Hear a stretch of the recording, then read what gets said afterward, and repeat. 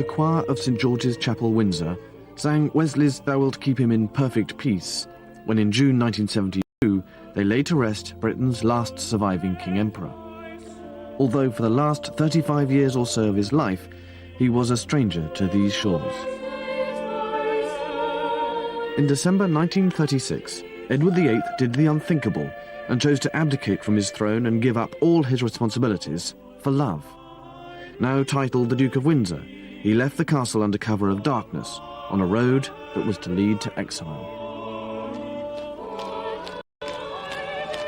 Ever since, the private details of what really occurred then and afterwards have been guarded here in Windsor Castle.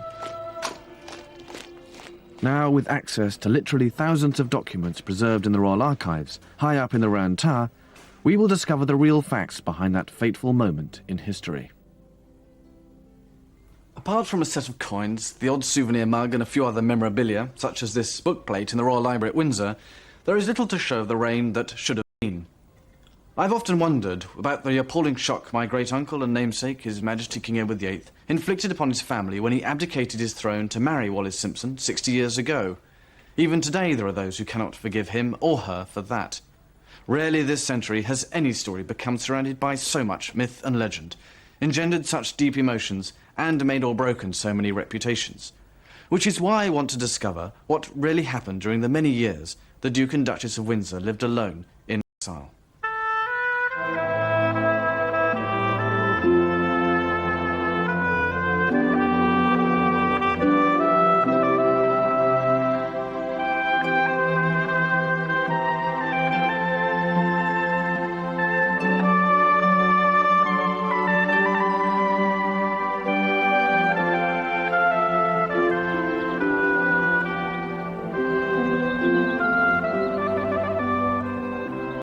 Fort Belvedere, just a few miles from Windsor Castle, was Edward VIII's home when he was Prince of Wales.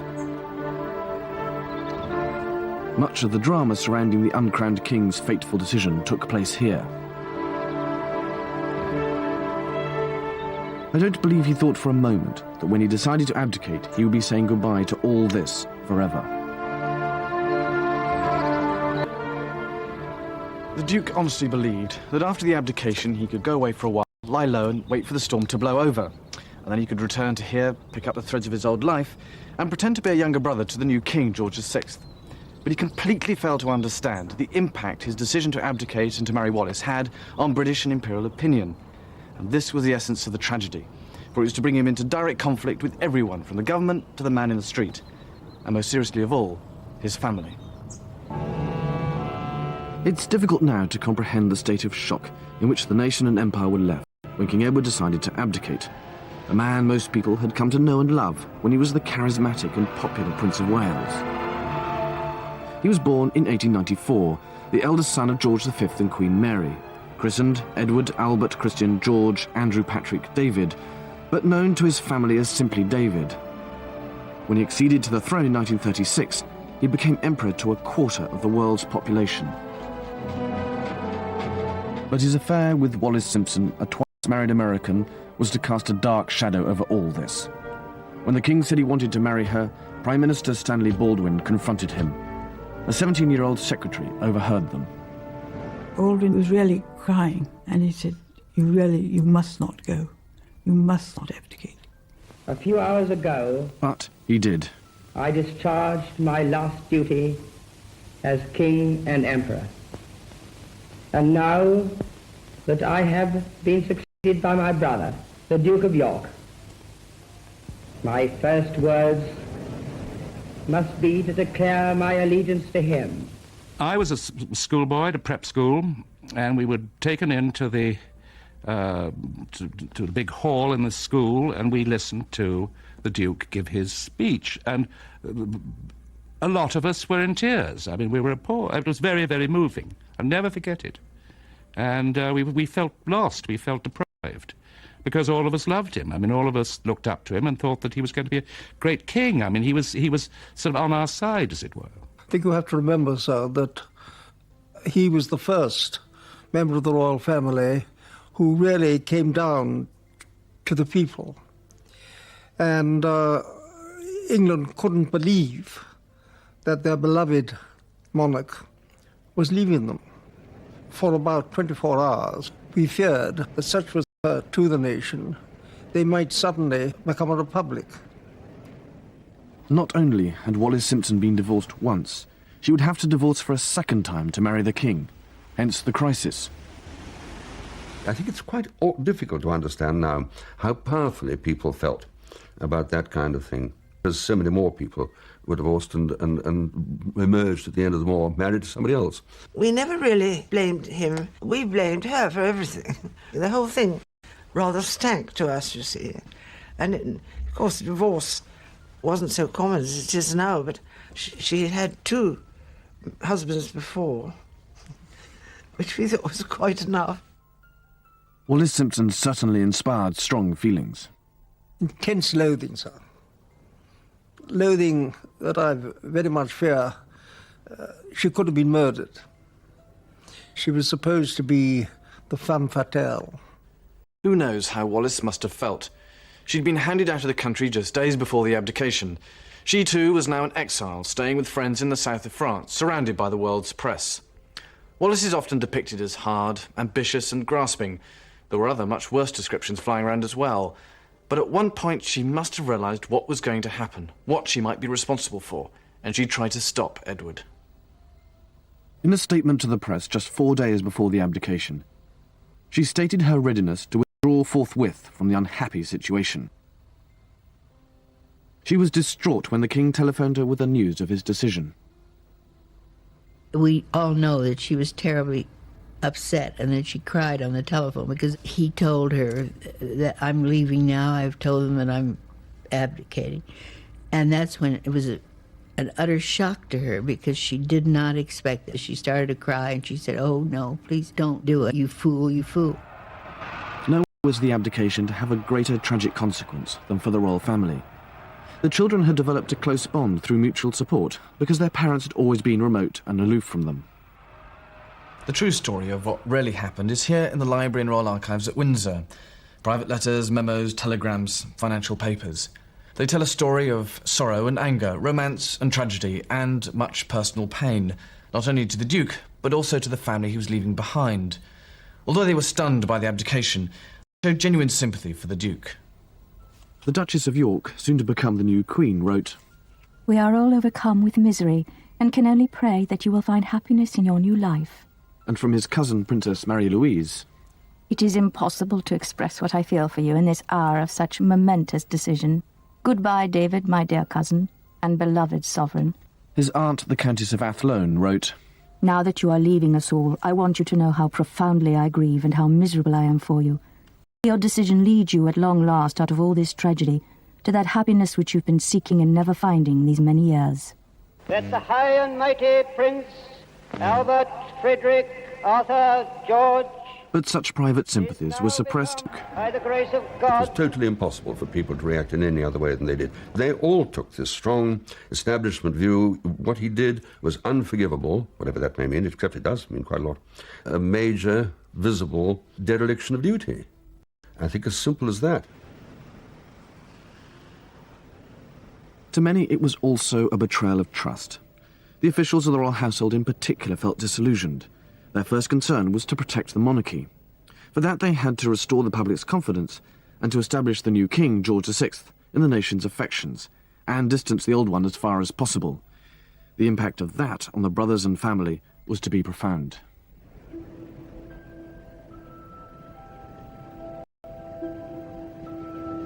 Immediately after the abdication, the Duke headed for Austria. Here he was oblivious to the emotional backlash against him in Britain. He fully expected to return home with Wallis and have her accepted by his family. In the meantime, he would have to wait in Austria while she would remain in France until her divorce was finalised. The telephone was the principal means of communication, both between Britain and France. And within 3 months he'd run up a bill of £800. Although there are no records of what was exchanged, we do know that the connections were never particularly good and that the calls were often strained and frequently caused much pain. He was very much the elder brother of your grandfather and your uncles. And he therefore rather felt he must tell his brother all the pitfalls and all the things he must do, which were not obviously quite well received. It was principally to end this ordeal that the king turned to Walter Monckton, a trusted friend of both he and the Duke, to act as a mediator. It was a role that was to involve Monckton in a number of delicate missions. He had to go over to the Duke and say, please, is it necessary to call your brother so often? Because he was not a very strong man, and it upset him. This constant interference with state matters did nothing to improve his relationship with officialdom. May 1937 saw the coronation of George VI on the same day that had been planned for Edward VIII. The Duke was not there. He was making plans for his wedding in June and naturally expecting his family to support him on what he regarded as the most important day of his life.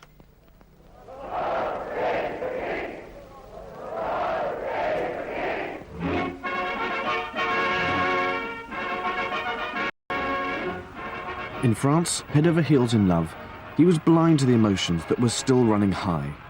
It was decided after much pressure from Lord Wigram, the King's acting Her Royal Highness. With a great deal of anxiety, I said, I very much fear, sir, that His Majesty has not been pleased to grant the title of Royal Highness to the Duchess of Windsor. It came to His Royal Highness as a shock from the blue. It completely shattered him. And although he was not a man ever to show his emotions greatly, he then, much to my embarrassment and distress, burst into tears on my shoulder. And all he said was, well, Dudley, you'll always consider she's worthy of it, won't you? The legal position probably was that she was entitled to it. But the view was that she certainly shouldn't get it, nor did she. And I think that was obviously something he minded very much. And there was worse to come. Not a single member of the royal family attended the wedding. I don't think that any of his close family had an intention of going there. I think he must have been deeply disappointed. I think there's no doubt that he hoped they would come, either all, which was perhaps not unreasonable, or at least some, which he certainly thought was reasonable, and they didn't. The King wrote him a long and painful letter. I can't treat this as just a private family matter, however much I want to. I'm afraid it will not be possible for any of the family to come out to your wedding.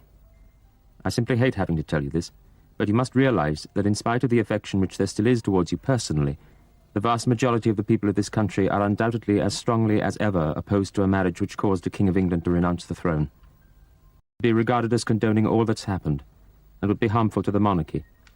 This is a matter where I can't act like a private person, and I've had to get advice from ministers. My parents never talked about it. My mother was very buttoned up and reticent about that kind of thing. If I ever, so to speak, heard them say anything about it, they always stopped when I appeared. And I think that was very much a family view at the time. The excuse of potential damage to the monarchy was the official line. King George, in trying to balance the family's private feelings with a public attitude they were being advised to adopt, had unwittingly started a war. The Duke felt his wife had been insulted by his family, and he blamed his brother George and his mother, Queen Mary. After the reception, Monckton took the Duchess aside. He warned her that the Duke's happiness for the rest of his life would alone reconcile the British people to his choice of her. She is reported to have replied, "Walter, don't you think I've thought of all that? I think I can make him happy." He deep of his life that he could not give up. She had a tremendous sense of humour, and she had a lot of energy, and she kept things going, and it was enormous fun around her. The Duke had found in the Duchess of Windsor his mother, his nurse, and his wife all at once. But he behaved like an adolescent. I have to tell you, I honestly think she really made his world. Made his world. He loved her. He told me that she was the only person that really, truly was fond of me and took care of me and loved me. That's how he fell in love with her, he told me. Because he said he never had much love in his life as a young man. I'm sure he would have been a different man if he'd had a lot of love from his mother and father. gave me a present which I think you would like to see. The interesting thing about it is what's written inside. It says, "For dear David, from his affectionate parents," and it's got G-R-I and M. Yes, not exactly very personal. Can you imagine that? A birthday present to his son. And his father calls himself Rex Imperator. The final straw came with the unveiling of this tomb to the Duke's father in March 1939.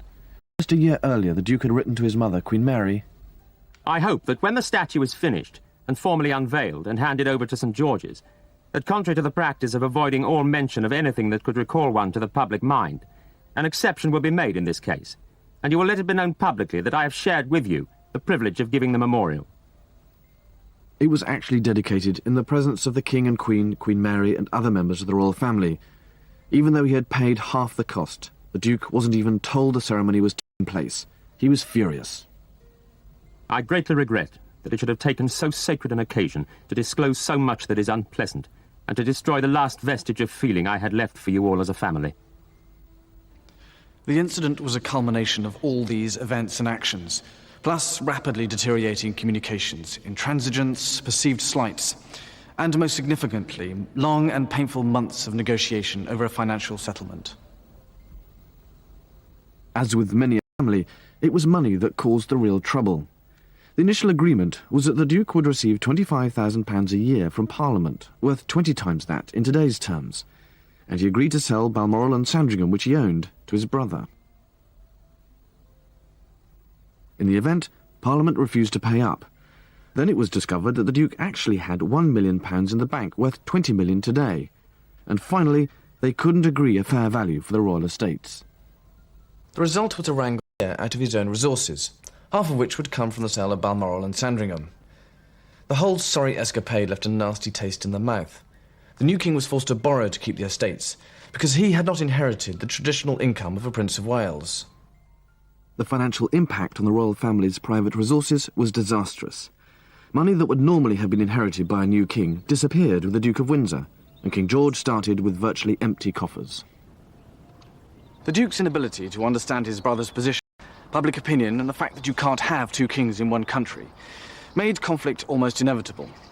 All these factors and events combined to produce one of the major elements of the tragedy, the breakdown of relations between the Duke and his family. They inevitably blamed Wallis, who became even more despised, which made it all the more difficult for the Duke to return. Yet, he continued to remain optimistic, especially about his prospects for a job. To those who knew the Duke well, the issue of a job was uppermost in his mind from the moment he left the country.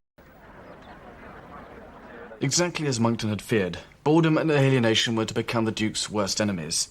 The novelty of being married was short-lived, and soon he was craving for company, for political conversation and mental stimulus. It should have been in everyone's interest to keep him occupied, or at least well-advised, but nothing happened. Undoubtedly, there was nervousness, since during the short time he was king, he had acquired a very bad reputation. The red boxes that contained the state and confidential papers were often found unlocked and papers littered around his study, which gave rise to rumours that he, or at least Wallis, was a security risk. So when no job was offered, the Duke took the initiative himself. In October 1937, he accepted an invitation from Hitler to visit Germany. If you have been the Prince of Wales and Edward VIII, you're a little bit apt to think, even though you've abdicated, that you still have that kind of power. He did believe that if he saw Hitler face to face, that he would prevent him from making war. Next, it was not going to be possible for Duchess of Windsor ever to experience a state visit. On the other hand, this invitation we had allowed her to experience that.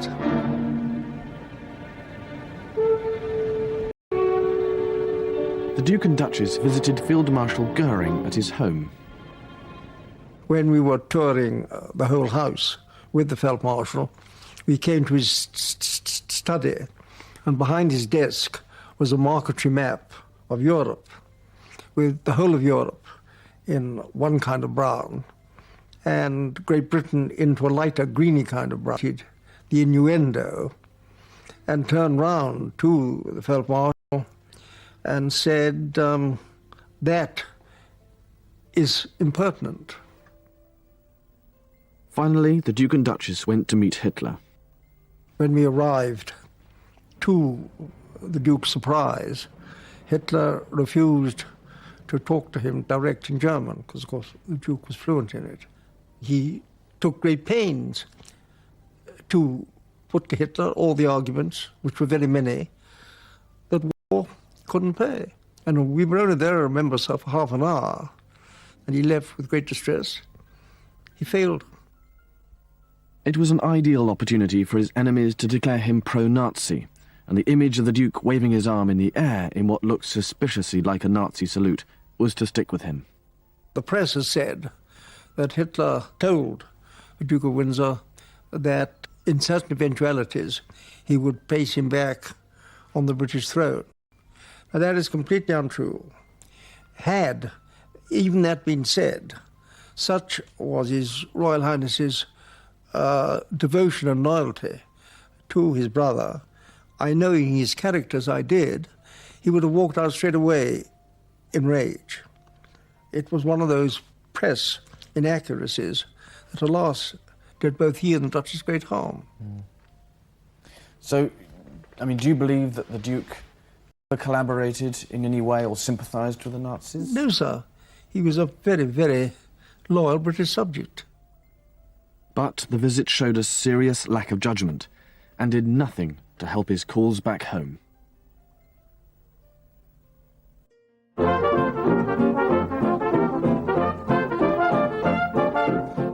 By 1938, the Duke and Duchess had gravitated towards the French Riviera, the playground of the rich and famous in the south of France, which was also the home to many other exiles. It was here that the Duke and Duchess acquired their first home, La Croix, on the Cap d'Antibes. What a stunning place it must have been, with its glorious setting with a fabulous view. And here they spent much of their life, entertaining and being entertained, until this idyll was rudely interrupted by the outbreak of the Second World War. The Duke was caught unawares, still wanting to believe that war was avoidable and indeed unlikely. After an absence of nearly 3 years, the Duke of Windsor is back in England. His Royal Highness crossed from France with the Duchess in a destroyer, landing at Portsmouth, where they were welcomed by the Commander-in-Chief before leaving for this house in Sussex. War brought two positive outcomes.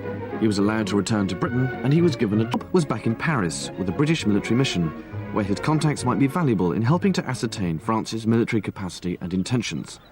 He began enthusiastically, but it became obvious to him that his reports were not read, and he felt there was a campaign against him. He tried to get back to England to complain, and wrote to Monckton, "The recent exposure of a network of intrigue against me makes my position here both impossible and intolerable. The nature of this latest campaign of outrage against me is so virulent that I wish to seek both yours and Winston's advice before seeing the King." To Churchill, now in the War Cabinet, he complained bitterly of fresh evidence of my brother's continued effort to humiliate me. But Churchill took a surprisingly tough line, no doubt fed up with his constant selfish complaining. Having voluntarily resigned the finest throne in the world, and having been for so many years Prince of Wales and afterwards King Emperor, it would be natural to treat all minor questions of ceremony and procedure as entirely beneath your interest and your dignity. At a time like this, when everybody is being ordered about, and millions of men are taken from their homes to fight, it may be for long years, and many others ruined, it is especially necessary to be dependent in one spirit against extreme misfortunes. Frustrated once again, the Duke became disinterested and disheartened. News of this reached Berlin, their interest aroused by loose talk at the Windsors' dinner parties. In May 1940, Germany invaded France and advanced on Paris. The Duke immediately took the Duchess to Biarritz, and when he returned to Paris, his commanding officer told him to go south, which he did, but in the process abandoned his friend and equerry, Fruity Metcalfe. Metcalfe was less than impressed. My position here since you left has been impossible, and one I cannot stand. I have not had one word from you, sir, and so can only surmise that you intend to stay where you now are. I'm sorry, sir, to leave your service, but I feel sure that it's the only thing to do. Metcalfe later insinuated the Duke had deserted, and though not true, the story took root. It's indicative of how he managed to alienate even his closest friends. June the 10th, 1940, Mussolini declared war and Italy invaded France. The Duke and Duchess were having lunch with Maurice Chevalier when news came, and as the border with Italy is only 30 miles away, they had to get out and fast.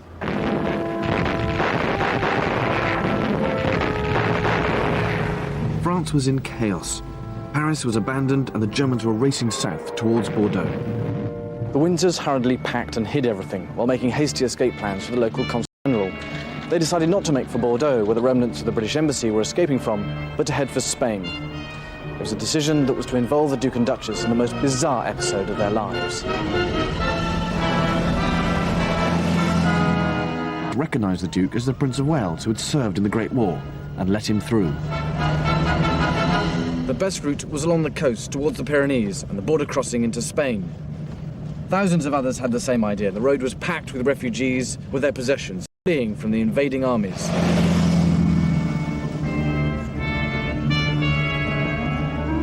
Making for neutral Spain was a risk. There was no guarantee they would be let in, and at Perpignan, 10 miles from the border, they were turned away by the Spanish consulate, who refused them the entry visas they needed.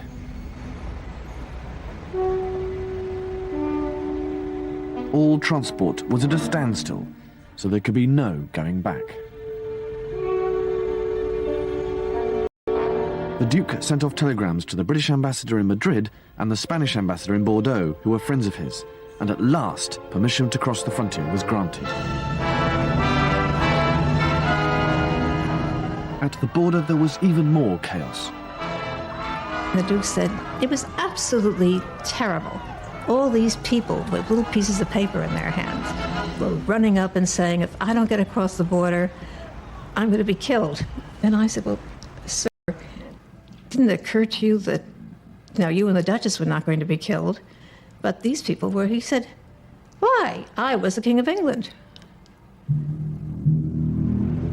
After 4 days on the road, the Duke and Duchess arrived in Madrid and, with relief, made for an old haunt, the Ritz.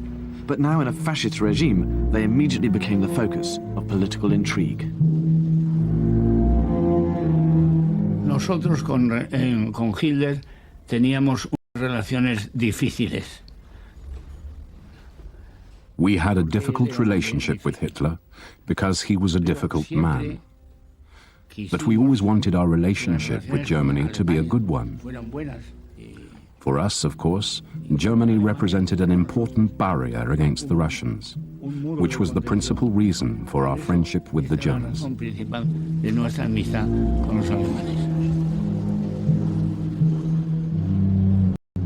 The German ambassador in Madrid was ordered by Berlin to try to keep the Windsors in Spain. They were constantly watched by the German Secret Service based opposite the Ritz at the Palace Hotel. As it turned out, the Germans needn't have bothered. The Windsors' intention to catch a boat back to Britain from Portugal was delayed because they didn't want to be in Lisbon at the same time as his brother, the Duke of Kent, who was on an official visit. The Duke of Windsor used the opportunity to start arguing for terms and conditions for his return, but he wanted a job and official recognition of his wife first. Meanwhile, his prolonged stay encouraged the Germans to enlist Spanish help to keep him where he was, in Spain. They approached the Spanish Minister of the Interior and brother-in-law to General Franco, Serrano Suna. Franco y nosotros nos gustaba que estuviera aquí el octavo. They wanted to keep the king here, the King of England. Porque era bueno para nosotros. Franco and all of us wanted to keep him here because we thought that he would be an English king more favorably disposed to Spain. No eran demasiado cariñosos para nosotros, y él lo sería. Por eso nos interesaba a nosotros. On the other hand, Hitler thought he could manipulate him like a pawn, so he could instigate revolution in England. Para ir a Inglaterra y armar una revolución en Inglaterra apoyando a Eduardo VIII contra el sistema inglés establecido. Meanwhile, in London, His Majesty's government is becoming twitchy. The Duke's behaviour in negotiating terms before he will even consider returning to England seem, under the circumstances, extraordinary. But there he is, demanding a job for himself and acceptance of the Duchess by the royal family. Churchill fires off a telegram ordering the Duke to return in no uncertain terms. Your Royal Highness has taken active military rank, and refusal to obey direct orders of competent military authority would create a serious situation. I must strongly urge immediate compliance with the wishes of the government.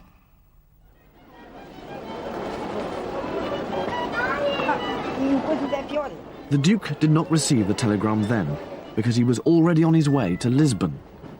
There, the British Embassy advised him to stay with Ricardo Espiritu Santo, a wealthy banker whose home was at the appropriately named Boca do Inferno, or the Jaws of Hell, for Santo turned out to be a German sympathiser. Having had no reply to his earlier telegram, Churchill seeks an audience with the King. The Duke must be removed from the continent, but how if he won't return to England? It's decided to send him to the Bahamas as governor, a post without precedence for a member of the royal family. The Duke's attempt at bargaining had totally backfired, and he was now to be sent further into exile. On one of his almost daily visits to the British Embassy in Lisbon, the Duke received Churchill's latest telegram informing him of his appointment as governor of the Bahamas. He was dismayed at the news, but nevertheless accepted. At least as a governor's wife, Wallis would now be his equal. So began a new round of negotiations, including the release from military duty of some of his former staff. Most significantly, he was stuck in Portugal until a boat passage could be arranged. VIII to lure him back to Spain. Angel, a Spanish secret agent, was sent to the Duke with a message.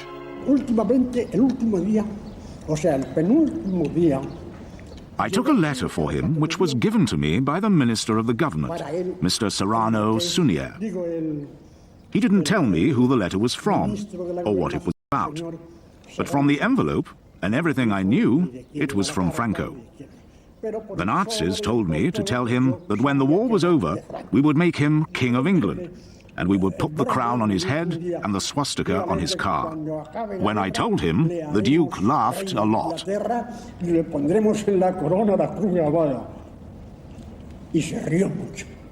Operation VIII now effectively commences. The aim is twofold: to delay the Duke from leaving for the Bahamas and to persuade him to return to Spain. The real aim of the plot was the negotiated peace between Great Britain and the Nazis. And then behind there was a condition which could be the recovering the crown for the Duke of Windsor. The Duke is unaware of these machinations and plays perfectly into the hands of the plotters when he seeks their assistance to recover various items, including sheets and pillowcases, from his houses in France. With Europe engulfed in war, the Windsors' preoccupation was bed linen for Government House in the Bahamas. The plotters allowed their maid to travel unhindered through German lines and all the way into occupied Paris to get it. But at the Windsors' home at 24 Boulevard Suchet, she was picked up by two overcoat-clad men who held her there and stopped her from catching the return train. The plan was to force the Windsors to postpone their departure. Meanwhile, the Duke and Duchess entertained in Lisbon while they waited for their bed linen and a boat. They were now surrounded by spies, reporting any hint of disloyalty, such as a claim that the Duke said that if the Germans bombed London, the British would capitulate. The Duke still found time, though, to play some golf, even presenting a trophy at the Estoril Golf Club. Meanwhile, the Duke's negotiations with London continue. Churchill telegrams, I regret there can be no question of releasing men from the army to act as servants to your Royal Highness. Such a step would be viewed with general disapprobation in times like these, and I should ill-serve your Royal Highness by countenancing it. So from all the evidence, it appears the Duke was naive and impressionable. Much of the negotiation was absurd in content and smacks of extraordinary selfishness. Now, it's quite possible the Duchess was behind much of it, not out for revenge, but out of an absurd sense of loyalty, persuading him not to be pushed around by remarkably petty issues. Walter Monckton advised Churchill to soften his line and allow one man to be released from the army to join the Duke's staff. But seemingly trivial arguments over staff hid much greater concerns in London. The breaking of German military codes within the first year of the war gave Britain an unexpected but highly delicate intelligence advantage. On the one hand, they knew exactly what was going on in Spain and Portugal. On the other, the government couldn't act in any way that might reveal their knowledge to the Germans. The crunch came when the Duke wrote that it would be more diplomatic to sail on August the 8th instead of August the 1st. This causes real panic here, because it's clear the German plot is working. Churchill immediately sends Monckton to Lisbon on what he later describes as another very odd job. Monckton's task was to counter whatever the plotters were saying. In fact, they were trying to convince the Duke that the British Secret Service was out to assassinate him. The Germans sent a letter offering him safe passage to Spain. It was delivered by Angel. Yo ya vi que era la carta de Franco, pero The Duke, he took it and looked at it.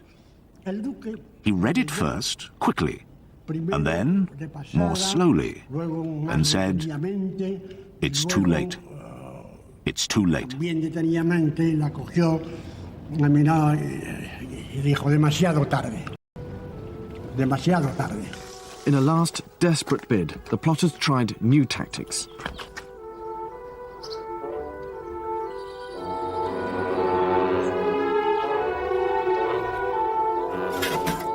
A gang of thugs was sent to the house with instructions to frighten the Duke into asking for protection.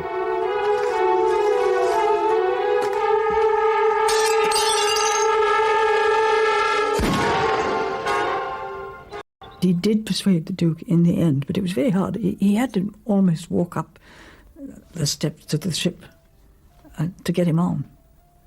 He thought of every excuse, and couldn't he come back and do some work in England? Couldn't he? To just be something to help the war effort. And my father had to say no. At 6:40 on the evening of August 1st, the SS Excalibur sailed from Lisbon, with the Duke and Duchess of Windsor safely on board and en route to the Bahamas at last. There is no doubt that in London the picture created by all the intercepted messages between Germany, Spain and Portugal must have been deeply worrying. On their evidence alone, it would be easy to brand the Duke a traitor, if you disregard the fact that they were written to cooperate with the Spanish and the Germans. Of necessity, when it was strictly necessary, not of his own free will. He thought, like many English, that the war was lost. And for the sake of England, he maybe was looking for a negotiated peace with the Germans. I think he never tried to cooperate with the Nazis, and of course he never tried to become the British Pétain. The Duke had been badly treated in England by his friends and family, and by everybody, because they couldn't understand him. He was a man who said to me that for him there was only one thing in the world. For him, life began and ended in England. The extent of Operation VIII first became known just after the war, when some German Foreign Ministry documents known as the Marburg Papers were captured. There was immediate speculation about the Duke's willing involvement in the plot, which he swiftly denied. But the allegations that he collaborated with the Nazis, or even considered betraying his country, continued to be made. There are even claims that secret documents pertaining to the Duke's association with the Nazis were removed from Germany on the express orders of King George VI and have been destroyed or buried somewhere. In fact, they were all private family letters between Queen Victoria and her eldest daughter, who'd been married to Kaiser Frederick. The concern was that they might be looted. None of them was dated after 1901 and certainly don't refer to the Duke of Windsor.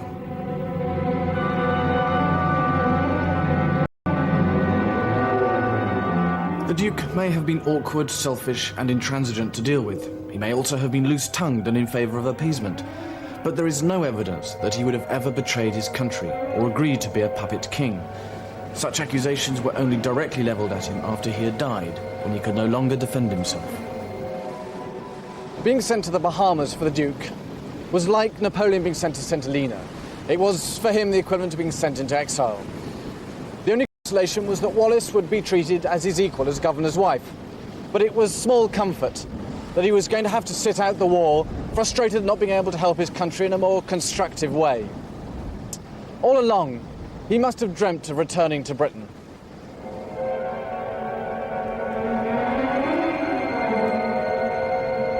life when you've been king of a large country. I mean, how could you own practically half the world and then suddenly told you're going to look after a tiny, tiny place at the Bahamas? I mean, he thought it was terrible, but my father was pleased because he was worried that the Duke might easily be shot or caught or anything might have happened.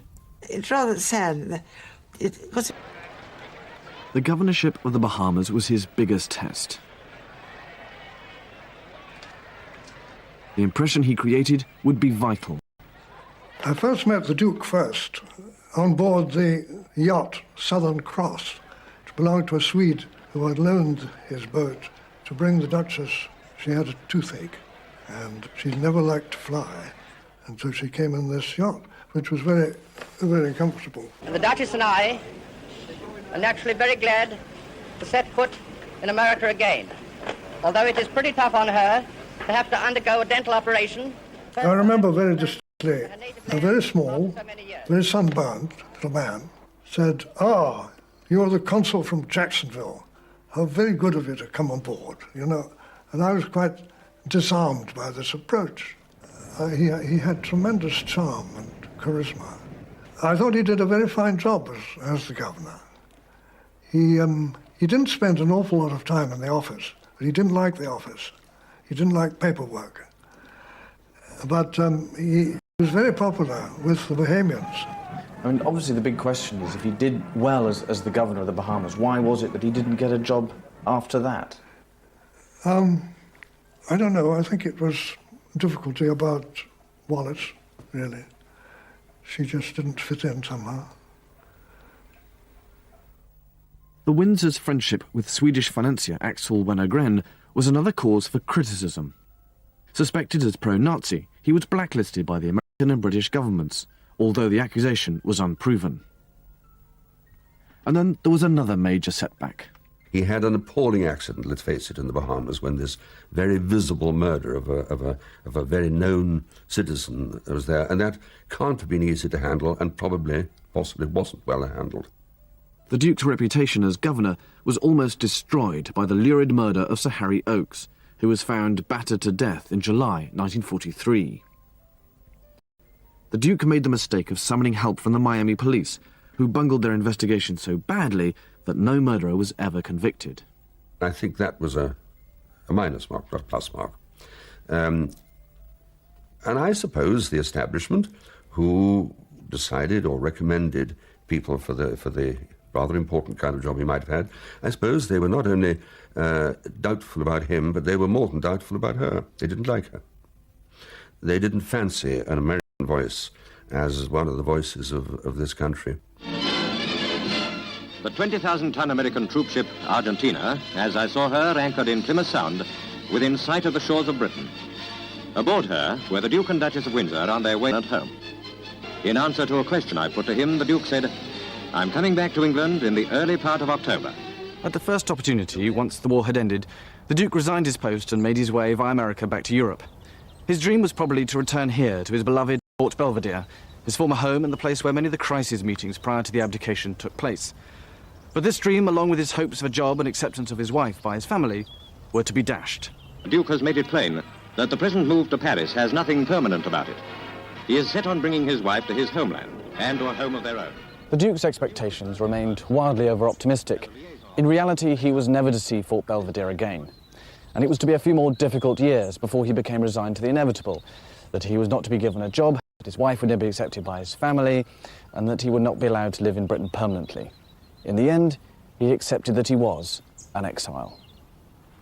As it turned out, once they became reconciled to this fact, the Duke and Duchess set about creating a lifestyle and image that was to make them one of the most alluring icons of the 20th century.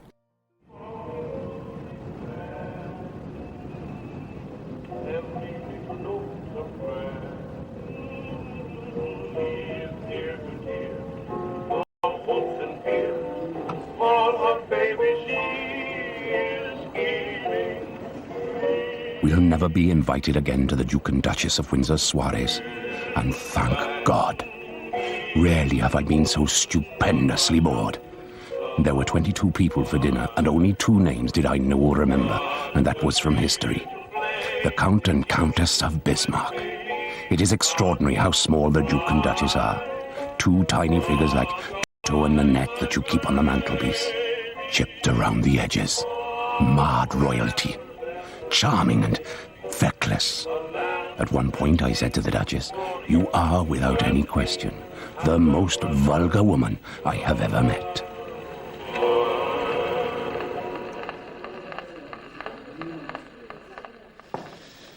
Richard Burton wrote that in his diary after an evening here in 1968.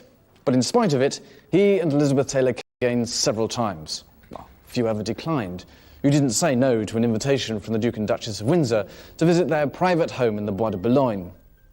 The traumas of abdication, divorce and war were behind them, and in exile they were feted and flattered by people the Duke would probably never even have known, but for a chance encounter with a divorced American woman who changed his life. When they moved here in 1953, they had been married for 16 years. The Duke was no longer engaged in a feud with his family, who he felt had insulted his wife, or in the political intrigue of trying to prevent their exile. That was all in the past. The wartime German occupation was a fading memory when they signed the lease with the city of Paris. My grandfather, King George VI, who had literally been catapulted onto the throne when Edward gave up his crown, had reigned and then died at a tragically early age. He was only 57. Queen Elizabeth, my mother, was the new monarch, and now, for the first time, the Duke and Duchess had a permanent home, and they set about creating a way of life and the image that went with it. The Duke and Duchess became the leading lights of what could be called the International Café Society, an endless round of social events, entertaining and being entertained. It was all a million miles from his destiny as King of England. They went out quite a lot. They would be seen and photographed at the Maxims, at night clubs and all that. And I think it filled up their diary, you see. I think they liked it. She liked it a lot. He created this whole mythical kingdom. He designed the uniforms for all the waiters and the footmen, and on a gala night they were in red outside with the flaming torches. On less formal occasions they were in tails, and everything was arranged around him. Elsa Maxwell used to come and play the piano here quite often, Cole Porter, people like that. But it was a very gay evening, always. Our party was always a success. And that was her life, entertaining. That's Queen Mary, the Duke's mother, and she called him David, as did all his family and friends. And it's fascinating to find the portrait in such a prominent position, given the fairly turbulent nature of their relationship after his abdication. It's difficult to judge whom she blamed more, Wallis for so utterly bewitching David, or David for abandoning his responsibilities and duties for something so transient as love. And as long as she lived, Queen Mary could never understand or forgive that. The villa, meticulously restored by Mohammed Al Fayed, reveals something of what Wallis and David wanted in their new life. There is also much to impress upon the visitor, exactly whose house it was. Throughout, there are constant reminders of his life as Prince of Wales, and even his short spell as king. But they are merely glimpses of a world he gave up in order to marry Wallis. There is no shortage of these, rather good photos of his wife. It may be hard to appreciate in this day and age just what an appalling shock she was to the court and the British establishment 60 years ago. It wasn't because she was American, and it certainly wasn't because she was a married woman having a serious affair with David. Over the years, he'd had relationships with married ladies, and in those days that was understood and accepted so long as it didn't get out. No, it was frankly because Wallis was a divorced woman, and divorced women were just not accepted in society, let alone in Palestine. And she would have to divorce for a second time in order to marry the king. But when Edward was determined to marry her, there was no alternative. He would have to step down. Poor Wallis. She was hounded out of the country, despised and blamed for the abdication. The effect on the country was massive shock and a sense of betrayal for which they never forgave him. His frustration at not being allowed to return to Britain and his inability to understand that his wife could not be accepted by his family led to a bitter feud, most especially with his brother. But by the time they came to live here in Paris, all that was in the past, though the emotional scars carried by everybody involved were still very tender. There obviously was opposition to him being given a job, which probably would have been out of the country, almost certainly, either as a roving ambassador or as a governor or whatever it might have been like that. Any of those things might have worked. And I suppose they do rather go together. Because, of course, here, in this country, he would have, I imagine, have been very much in the position of a private citizen, even if a highly connected one, with a very visible past. The Duke would often say to me, "Joanne, you have no idea of what I gave up." I really didn't. Until one time there was a big celebration of something, and I suddenly realized he gave up all of that, plus the money, the jewels. You know, it's like I made my decision, and I love her, and I've settled for this kind of a life. And it was a relaxed life in the villa in the Bois de Boulogne. They were by now in their late 50s, a surprisingly active couple who entertained vigorously, so the mornings were generally quiet. The Duke would wake late and have breakfast in bed, read the newspapers, and his valet Sydney would tell him the weather and temperature. For Wallis, the morning ritual tended to start slightly earlier. She loved her bath and bathroom, and she spent a great deal of time in here. She would never emerge from her suite before 11 o'clock, by which time she would look immaculate. The Duke, on the other hand, hated baths, and had his covered up by a heavy piece of mahogany. He much preferred the more American habit of showering, and had this one built specially. The Duke, as a noted leader of fashion, would consider very carefully his dress and what to be seen in. Everyone was delighted to follow his lead. He was born to perfect taste, and his collaboration with his tailors was historic and very, very important. He hated extra pomp and solemnity. Most men would be wearing top hats today if he hadn't abolished them. He brought a lot of color into fashion, a lot of mixed patterns, which are now classic. For the Duchess, clothing represented a chance to show her obsession with style. It was an endless pursuit that made her the ultimate fashion model. Oh dear, look at who's here, look at the... She became a kind of icon because she set a fashion, and her taste was very, very remarkable. One of the most interesting things about her is she's one of the few plain women to become a fashion icon. As far as I'm concerned, I've been very influenced by her because she knew so well, you know, and teach to a young designer what really is essential for a woman to be elegant. Nothing over-elaborate. The cut has to be perfect but simple. The Duchess, especially in the earlier period of when she was very well known, had a breathless quality about her way of dressing. People was waiting to see what she was going to wear. Her entrance was really part of the evening. Quand je la coiffais, quand même, elle faisait, je peux dire, les liftings, oui. When I did her hair while she was having, can I say, a facelift, she was obsessed with seeing how she appeared, even if she had just had a facelift. She immediately thought about having something done again, some small touches like that on the right, on the left. She was obsessed by what she wanted to represent. That was her great obsession. C'était sa grande obsession. I used to say to her sometime, why don't you take up some charitable work here in Paris like you used to do in the Bahamas? She said, Sydney, I was locked up on that island for 5 years, and there were no in German, as you know, nowhere to go. Now I left, I come to Paris where I was first started, and I am going to enjoy myself. And that's just what she did. She entertained the hairdressers, the beauty parlors, and the couturier. The search for style was pursued with an almost manic zeal. No fashion show was truly complete without the attendance of the Duchess. With all the important decisions safely behind them, the Duchess might spend the morning dealing with the staff and perhaps working on the menu for a forthcoming party, while the Duke got down to his paperwork, usually in here. He opened the mail, did the checks, checked the accounts. And he wrote letters, social and business ones. But he no longer wrote with anger and frustration as he had done in the first years of his exile. And so the day would pass. After a light lunch, perhaps a nap. Maybe a chat to a friend on the telephone, or a romp with the pug dogs in the garden. And then tea. The Duke drank a lot of tea, and she often scolded him for letting it go cold in the cup. And slowly, the evening would approach. And I used to look at her coming down those stairs. She looked like a 16-year-old girl. And I used to bow to her. I said, how beautiful you look. She would say, thank you. She'd come in, she'd say, everything is perfect. She'd walk on the terrace and see all the candles and the trees were floodlit. She said, Denny, make it a beautiful night tonight. In everything they did, there was an extraordinary attention to detail, a clever mixture of British tradition with American... Always very agreeable light, no bad face. You started courting to the Duke of Windsor and the Duchess. You had a drink, a quarter of an hour, 20 minutes, not more, with Sydney, with a beautiful red coat they brought him from Bahamas, and tiny, tiny appetizer, and champagne, and what you want for drink.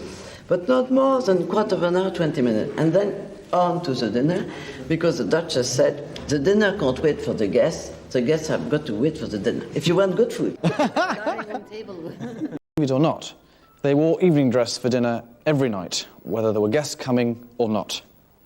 The Duke, who was always first to be ready, would be waiting for Wallis to offer his arm and escort her to the dining room. Often, she was late, but he always remained just here, waiting. Sometimes it looked as if she might never come, and after a while, a servant would bring a chair, and he would sit, smoke a cigarette, and weep. When they tired of Paris, they travelled in style. Their faces were in all the papers, the very embodiment of the international jet set. Biarritz, Antibes, Palm Beach, the Côte d'Azur, glamorous royals in movie-star settings. In fact, anywhere but Britain. After a while, there was nothing really much for them to do, except that they couldn't go to England. I didn't want to go to England. And it was probably a better idea that they didn't go to England. And where else to come? But I'd met a lot of sort of cafe society people who came over to Paris and who dined with them, and then they would return, and everybody gave dinner parties for them, and then the circle grew larger and larger, and that's why they started coming over in June.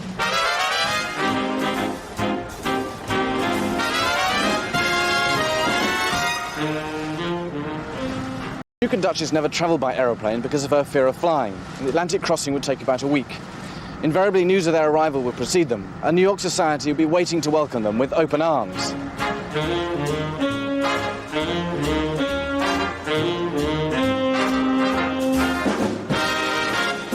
Even in those days, New York was a city of skyscrapers. It was a hustling, noisy place. So just what exactly was the attraction for the Duke and Duchess? Why did they make this annual pilgrimage? Did they feel they had something in common with all those emigrants who'd flocked to the New World? And if so, why didn't they stay? Or was it something else? Before they arrived, everybody knew that they were coming. And they brought a great deal of energy with them. For instance, in the shops, everybody wanted to decorate. Both the Duke and the Duchess were very sensitive to what was beautiful, well arranged, well presented. And everyone wanted to be ready in case they would have to visit the Duke and Duchess.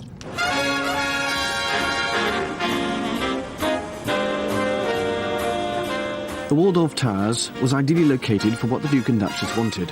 Here in the heart of Manhattan, they had easy access to the fashion shows, the shopping, and the parties. Everybody was happy, and then the telephone started ringing and never stopped ringing. As well known, when the Duke and Duchess of Windsor were in town, I mean, people would literally kick, scream, and fight to get invited to an event that they were at, or to be able to sit at a party they were at, or to be in the same boat crossing the Atlantic that they were at. It was quite a phenomenon here in America. They were America's royalty. I thought, my goodness, what am I supposed to call them? Do I say, Your Royal Highness, your what, and what do I call her? Because we've read all about the fact that he wasn't going to be the Royal Highness. Perhaps, as they could not go to England, basically, that it was perhaps refreshing to go to a country where at least a group made a fuss over them. Duchess, those flowers. I know that's one of your favorite pastimes. Did you make the arrangements? Well, I did, and they're geraniums, which are very, very simple flowers, which I love. I like them cut, and I like them in pots also. We always have them in the mill, lots around in pots, and these I cut. Found some place where I could get them and cut them, because it's typically me as an arrangement. Mountains of flowers, literally mountains of flowers, of the beautiful flowers were waiting there. I suspect they didn't have all that much money, and Mrs. Hilson paid for something, who lived at the Waldorf. I can't remember whether she paid for the flowers. Somebody else paid for the limousine. Somebody else paid for, I don't know, the clothes or the... I mean, there was a group of 3 or 4 people who definitely paid for who subsidized them. That enough? No, once more. Try for another 1,000. $64 question. That's... We have no prizes on this, but we'll send you 1,000 jacks for that last one. There, is that enough? Thank you very much. I hope you'll teach me that game someday, darling. I love to. They set up home here for 2 months every year in what is now called the Royal Suite. On the top floor, it's quieter and more spacious than in the hotel. It was made more homely because friends lent them Renoirs or Monets for the walls and ensured there were plenty of fresh flowers. Today, you'd be expected to pay around $3,500 a night to stay, but you do get some pretty magnificent views. We kept rotating pictures around, and I recall a Renoir, a Pissarro. I mean, they were very good paintings, maybe not the top of the line for the whole collection, but, you know... On an extra fortnight, as they sometimes did, 1 or 2 of these people, one in particular, used to get quite angry, and because it meant that the limo or the flowers had to be paid for another 2 weeks. But I'm afraid that's the way it was, and the Windsors gave good value. I mean, they could trot them out as their status friends and introduce them to their less status friends, and so it seemed to me that they got their money's worth. Nobody minded here that they had no job. They were accepted for what they were and allowed to do what they wanted. They had a number of good friends here, and there were no restrictions on them. All of which is why I think America was an escape for them, an escape from the feeling of exile which dogged them in Europe. However, there was a penalty to pay. They would have to mix with people that they may not naturally have chosen to be with. They constantly had to be the leaders of style and fashion, and it was an incessant round of socialising. There was a couple, Bob and Ethel Scull, who had a fleet of cabs. And I'll never forget a dinner given by some nice, rich friends of the Windsors who used to look after them a bit. And we were all there on time, and the Windsors were announced, and we all got up except for Mrs. Scull, who sank back into an armchair. And when the Duke and Duchess came round to be introduced, she held out her hand to be kissed by the Duke, who, being extraordinarily well-mannered, took it and kissed it. But the Duchess hissed so that we could all hear the cheek of that bitch. Both the Duke and Duchess preferred small dinners. Their great pleasure was 6 for dinner. The Duchess wanted to keep the dinner very informal and relaxed. To start, they would have a cold soup or consommé, and then it would be this wonderful sea bass with cucumbers in a very light cream sauce, or a roasted chicken with herbs. Then to end, we would have the rum and resin ice cream, which was the Duke of Windsor favorite. His Royal Highness was not really always so keen about going out. The Duchess liked to go out, to see people whom she knew, whom they knew. Also, she always thought about entertaining the Duke. And she was afraid that if he would stay home too much, too often, he would possibly get a little melancholy. And once he was on his way, he was happy, but to get him on his way was not always what he had wished. The Duke had this habit of talking German, and I don't know whether it was after... It used to be towards the end of dinner, and he would suddenly turn on some nice lady occasionally and start talking in German, which didn't go down too well, and he would start saying, but this is meine Muttersprache, he'd say, my mother tongue. He came to life at these. He liked sort of cafe society life. I mean, New York being the capital of cafe society, I mean, that she flourished. I mean, she came into her own in New York, whereas she didn't so much in Paris, I feel. And she had a ball, I don't think he did. The Duke was devoted to the Duchess, but not to all her friends, especially when stories appeared in the gossip columns about her liaison with a notorious socialite, Jimmy Donahue. He's somebody who degraded people, and I think that he liked the idea of having an affair with the Duchess. It was a feather in his cap. I don't think it was a very passionate affair, but I think that somehow he got her absolutely trapped. She was fascinated by him. And also what she liked in New York was going out on the town. He liked to go out on the town. So, I mean, they would spend... What she needed was a companion to go to nightclubs and to sit around in old Morocco, wherever it was. And he was perfect for that. And he was very funny. I think that at some periods, life became so dull that she really needed somebody who was going to amuse her.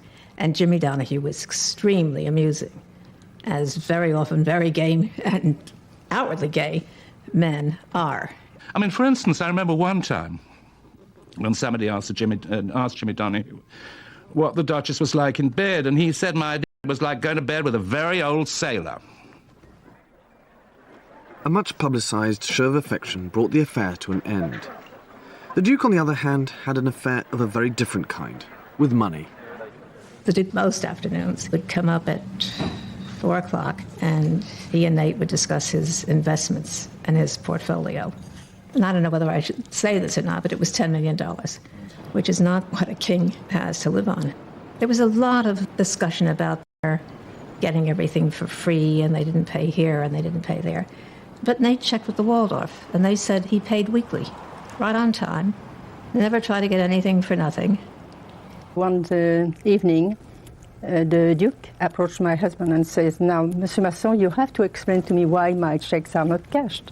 And Charles says, "Yes, my wife kept your checks." And the Duke paused for a while and said, "Well, they have to be deposited." So Charles says, "Is it a royal command?" And the Duke said, "Yes, it is." Wallis adored jewels. She was very knowledgeable about them, and during the 36 years of their marriage, the Duke must have spent hundreds of thousands of pounds buying them for her. Some came from here, Harry Winston's place on Fifth Avenue. From this house, they preferred the fabulous. In fact, their first purchase was a pair of yellow pear-shaped diamonds. They were approximately 45 carats each, and they were mounted as clips. And when the Duchess received these diamonds, one wonders if she might have said the same thing when she first saw the Duke. And I have worn them twice, and they have caused a sensation. The Duke was brought up with this. He was used to women wearing this kind of thing. He took it as just second nature. And I imagine that he wished his wife to have that. Wallis became associated with jewellery more than probably any other woman this century. On one occasion, she asked Winstons to make up a necklace from a priceless collection of jewels purchased in India from a Maharani. These were among the most spectacular probably ever conceived, with 700 or 800 carats of beautiful emeralds, rose diamonds, which are old cut diamonds. And Mr. Winston took these and created necklaces out of them, which the Duchess of Windsor fell in love with. Well, the first time she wore them at a ball in Paris, one of the Maharanis said, "What's the big deal? I used to wear those on my ankles." And it was right after this party, in fact, I would imagine before she got in the car, the Duchess of Windsor took these off her neck and never put them back on again, refused to wear them. New York seemed to suit the Duchess's interests far more than the Duke. However, for him, the real attraction of America was the opportunity to get business tips on his investments and the sport. But for that, he had to leave the city.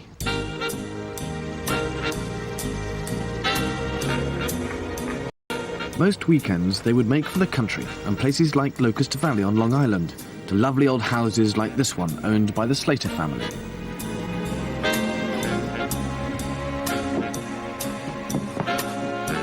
There are still lots of reminders of their stays here in what was the Duke's guest bedroom, and there's a feeling of informality and peace in his house.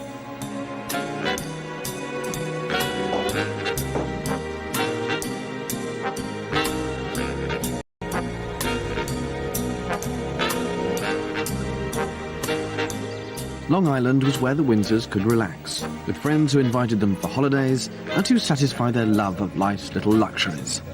Hostess Martha Slater plied them with gifts and made sure they never ran out of caviar. That's something up. Rather dishevelled Duke. It's rather unusual. Oh, that's that splendid garden. Absolutely stunning. And there's a great pair of boots. And that's shooting here, is it? What would you... Yes, down Tallahassee, Florida. Yeah, in Florida. And that's Easy Guest. Right. I think he loved to reminisce, especially with me, because he knew I loved to hunt so much. I know he loved riding. And when they come in January, they go to Horseshoe Plantation, Mrs. Baker's shooting place, for 2 weeks. Then they'd come to Palm Beach and maybe stay with us for a week and then move to our house. It was very well organized. They slept in the same bed every night, and they used to have little giggles to each other. They had a lot of little giggles, you know. And then he'd often say to me, "Have you had any Mr. and Mrs.?" I said, "Not lately, sir." You know, you always ask me things like that. And the President and Mrs. Nixon had a dinner for them. Oh, it's the most lovely dinner. Arnold Palmer flew in his plane, and I sat next to one of the astronauts, and it was a fabulous evening. It was beautiful, and of course, he was the star of the evening. He gave us a very short speech after dessert, and everyone fell in love with him, really. The charm of that man.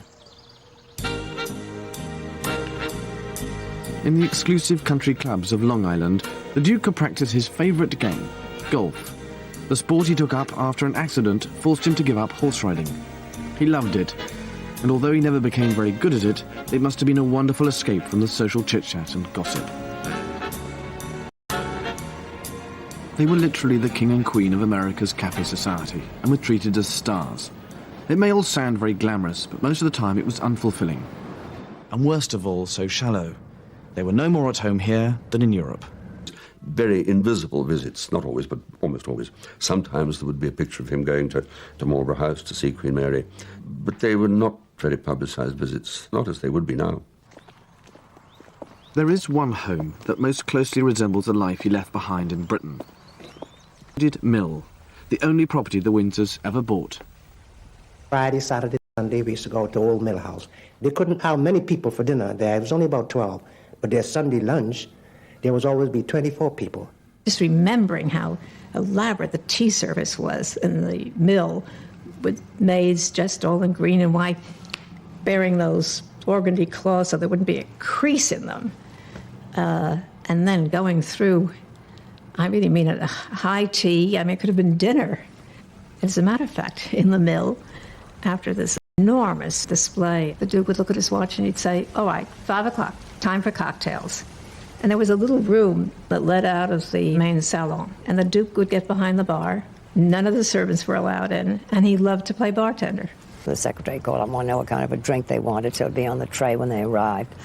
And whether it was a short dress or a long dress, and always very considerate, so you didn't feel out of place. After lunch on the terrace, they would all play canasta, and the Duke quite often didn't want to play, and he'd take me and go down the hill and across a little stream into his sort of sanctum, which was an old barn, and we would go gardening. I'd push the wheelbarrow. Sometimes he would say things to me like, "Don't ever waste your life, Atalanta. Always know what you want to do and always enjoy doing what you want to do." Certainly to me he seemed a sad person, and quite often rather bored. There weren't a great many people in Paris who were really good friends of the Windsors. To me, it seemed as though everybody was still sort of scratching and fighting about who did or who didn't collaborate. But there was so much snobbery and the eternal petty spites of a very fragile and, it seemed to me, shallow world they all lived in. When you went there for the weekend, it was charming. Even we were four, they were there with the dogs, the pugs. It was tellement gentil. The Duchess is dancing like that. The Duke always wearing his kilt for the evening, the dog running around. C'était gentil. You'd think you were staying with old friends, very simple. They liked to laugh, have fun. So it was marvelous. And you could forget where you were. The famous day when Armstrong put his foot on the moon, the Duke said it's going to be at 2 o'clock in the morning and he will send Sydney to wake me up, to wake Philip. He had a TV in a little room next to the big drawing room. We went to see that. We see the Duke waiting there. And the Duke said, "Where is the Duchess?" And George said, "The Duchess doesn't want to come with no makeup or what. She didn't come." And when he put his foot on the moon, the Duke was so emotional he almost cried. He said, "Wonderful people, American, wonderful people." He was touché. And if this gardened house seems to sum up best the character and personality of my great-uncle, and it is here that I felt the closest to him. Each dog, well, there were 3 or 4 of them, Sidney or George carried plates, and the Duke took the plate and put it on the ground for each dog on a little mat. And the one that was supposed to go there wanted to go there. The one that he wanted to go there wanted to go there, and the Duke was furious. I believe he had a baguette in his hand, and together with that he'd say, "No, you go there, you go there, and you go there." And I said to myself, my God, when I think that he was the King of England with all this colonial empire, and then suddenly to see him fighting with all his dogs, made me dreadfully sad. You see what I mean? That made me unhappy for the Duke's life, and for all he represented. They were their children. That's all that they had. And they adored his dogs, especially His Royal Highness. He always had dogs. Halfway up a small hill overlooking the mill is probably the most poignant reminder of the Windsors' life here. A small collection of gravestones to their beloved pug dogs. The Duke and Duchess had no children. In fact, she was unable to. So with the contents of the house sold, the gardens a shadow of their former selves, this is their only legacy. As a couple, I thought they were terribly sad. I thought that he occasionally looked come into his eyes of such melancholy that he'd given it all up for this terrible second-rate life in this or that city in Palm Beach or New York or wherever it might be. And I think he realized that he'd made a mistake. He'd committed himself to her, and to that extent he was a marvelous husband to her. But I would think that this was largely good manners, and there was something tragic about the relationship. She seemed to be perfectly happy about everything, but even she must have had moments of remorse. I think she really meant it when she said she didn't want him to give up the throne, because I think she realized what was going to happen, but I don't think he did. But he certainly came to that realization. I asked him if he regretted what he did. That's all I said to him. And he said, no, not at all. That's all. No. Do you two ever have occasion to discuss what might have been?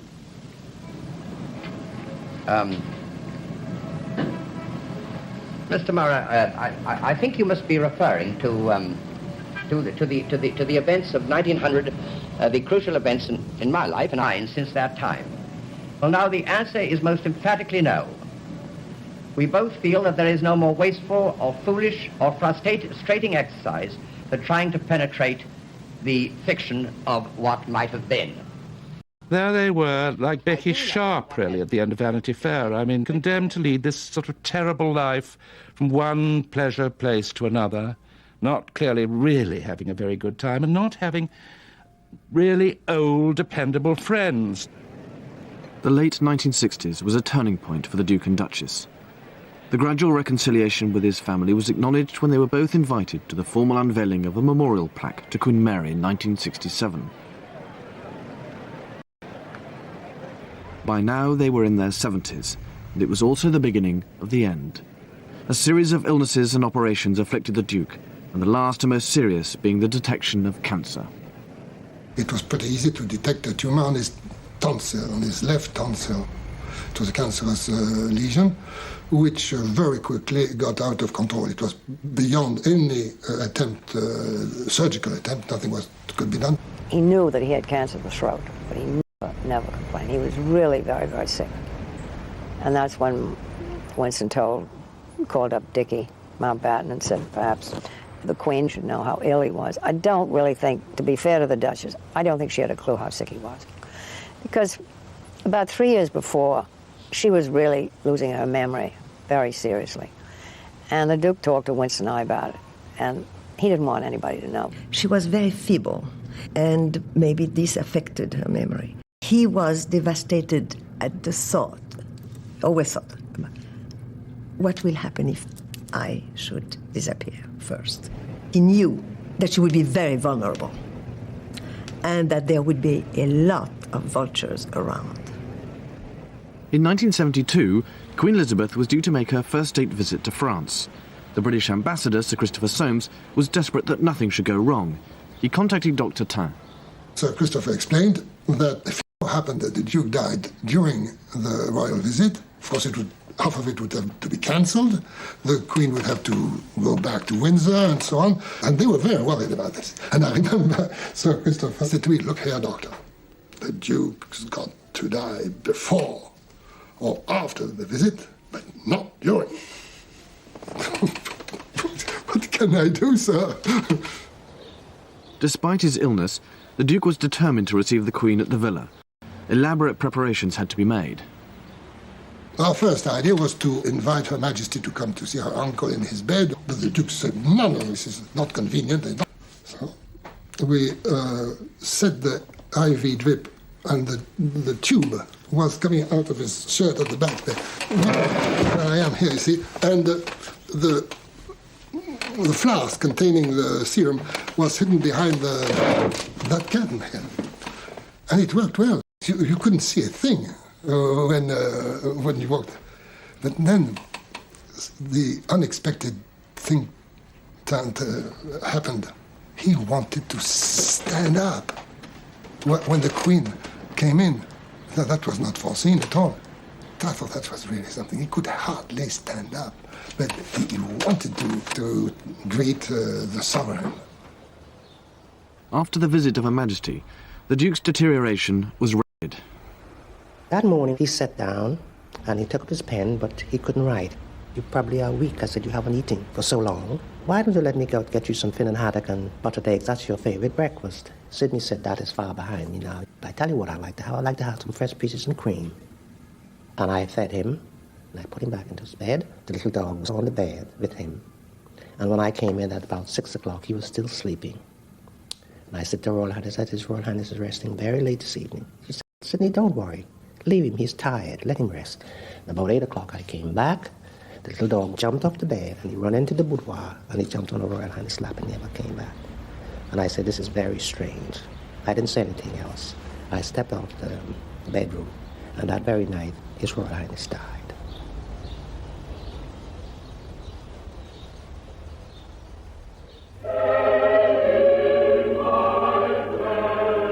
His funeral took place in St. George's Chapel, Windsor, in June 1972. He was 77.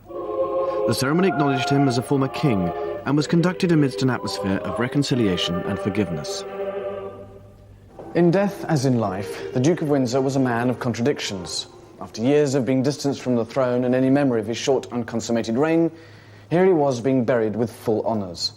As a young man, he had become an immensely popular Prince of Wales, by going out amongst the people like no other member of the royal family had done before. Yet, just as they needed him most, on the point of becoming king, he walked out on them. He was the pinnacle of society, yet he openly defied the social mores of the day. He was stubborn, selfish and self-centred, yet at the same time charming and charismatic. People really liked him. He was openly a patriot, professing love for his country and allegiance to his brother, King George, and yet he is condemned by some as a collaborator, or even worse, a traitor. But no matter how hard they try, no one has ever uncovered any evidence for that. So, deprived of proof, they maintain that there has been, and whatever you may believe, we are all left with the question, is it possible, from all that we know about the Duke's life, that he would have seriously considered betraying his country? I honestly believe not.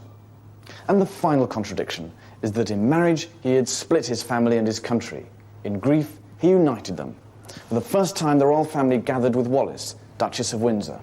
When the Duke actually died, she was awfully shocked. There was a tremendous change in her life. And then the ceremony of the burial was terrible for her. Meeting suddenly hundreds of persons whom she didn't know being taken to Buckingham Palace. And I found her in Windsor Castle. She was there alone on the sofa. It was rather pathetic, really. And then she was taken back here, and when she walked into the house, she called David. David. Je crois qu'elle a peut-être un peu commencé à boire. I think that she began to drink a little after the Duke's death. She found herself with a lot less invitations and even made phone calls in order to get invitations. You see, it was terrible. C'était terrible. Everything I heard was as if she was surrounded by a sort of wall of silence. I called George. And I told George I wanted to come out to see her. And he said, of course. And I said, please be down at the gate and let me in. And I think they were dying for me to come. So I went. And it was just the saddest day to see that house, because a lot of the things were missing. This poor old lady, a prisoner in her own house, she didn't know who she was or where she was, really. She recognized me immediately. She told George, we're going to have a dinner party tomorrow night for Mrs. Ernst. I know. That was... But she was in bed. Very, very old. It was over. For her.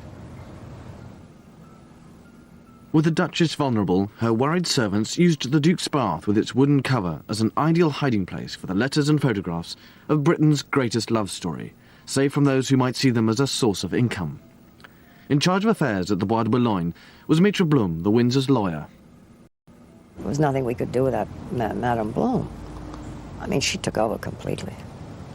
Maitre Blum and the Swiss banker had everything all tied up. Of course, I knew what was in the will. But how did you know the contents of the will? Because I was aware of what was going on with the lawyer, whose doctor I was also. Oh, I see, right. So right. It was a sort of little club around the Duchess to protect her. With the help of her French lawyer, she changed her will so that after her death, the Windsors' belongings were auctioned for $50 million, which benefited a French charity. Not many years after the Institut Pasteur got that enormous amount of money, they discovered the virus to AIDS. Sometimes I think if it's the most useful thing the Windsors did in their life is to give their fortune to the Institut Pasteur. Unfortunately, she went down after His Royal Highness' death.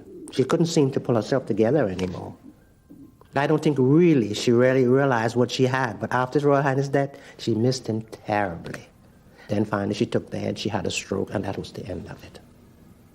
She never regained any conscience after. She just lied there and suffered for 11 years. The great love affair was ended, it was finished.